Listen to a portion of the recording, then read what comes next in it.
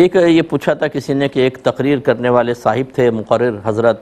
وہ حسن مصطفیٰ صلی اللہ علیہ وسلم بیان کر رہے تھے، اور پھر حسن یوسف علیہ السلام کا تذکرہ آیا. انہوں نے کہا وہ بہت زبردست حسن تھا، لیکن یوسف علیہ السلام کا حسن ہمارے نبی کریم صلی اللہ علیہ وسلم کی نالین پر قربان ہو جائے تو کیا حکم شرع ہوگا؟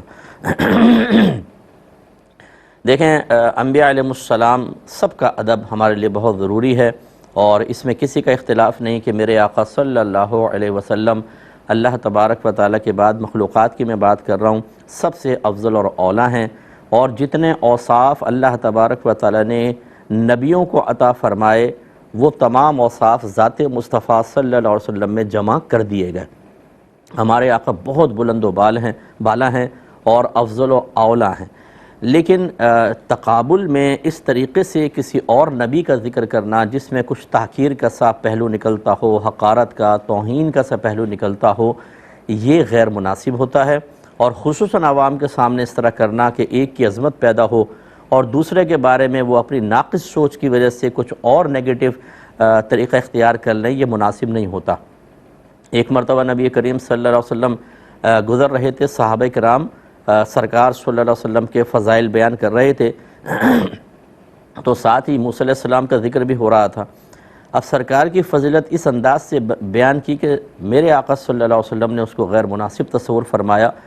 تو آپ نے ارشاد فرمایا کہ مجھے موسیٰ پر فوقیت نہ دو، اور ایک روایت میں فرمایا کہ حضرت یونس پر مجھے فوقیت نہ دو. علماء نے یہ بیان فرمایا کہ اس کی ممانعت کی وجہ یہ تھی یا اس کی صورت یہ ہے کہ اس انداز سے مجھے فوقیت نہ دو کہ کسی نبی کے لیے تحقیر کا پہلو نکلتا ہو. حالانکہ جو تعریف کر رہے ہوں گے یقینی سی بات ہے ان کے ذہن میں کسی نبی کے لیے توہین یا تحقیر کا تصور بھی نہیں ہوگا، جیسے ان کے لیے بھی میرا حسن ظن ایسا ہی ہوگا، لیکن بہرحال نہیں کرنا چاہیے. اب جیسے وہ ایک مشہور سا شعر ہے کہ سارے نبی تیرے در کے سوالی، نبی کریم صلی اللہ علیہ وسلم کے لیے کہا جاتا ہے، تو یہ نبی کی جگہ ولی کا لفظ پڑھ لیا کریں. جو نعت خواں وغیرہ پڑھتے ہیں ہمارا مشورہ ہے کہ سارے ولی تیرے در کے سوالی،